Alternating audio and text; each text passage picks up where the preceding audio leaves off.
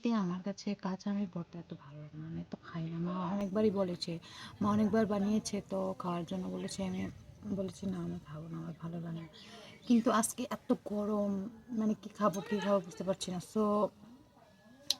তো ভাবলাম একটু ট্রাই করে দেখি কীরকম হয়েছে। আমার নাড়ু দিয়ে, মানে আমার দিদার বাড়ির থেকে নাড়ু পাঠিয়েছিল, তো নাড়ু দিয়ে আম ভর্তা বানিয়েছে। একদম দারুণ হয়েছে, কি বলবো, জাস্ট বল। তোমরা কালারটা দেখে বুঝতে পারছো, মানে আচারটা, আচ্ছা সরি, ভর্তাটাও তো টেস্ট হতে পারে। সত্যি খুব টেস্ট হয়েছে। আমাদের বাড়ির কাছের আমের ভর্তা তোমাদের যদি ভালো লাগে দেখতে, তো আমাকে বলো, আমি তোমাদের বাড়িতে পাঠিয়ে দেবো।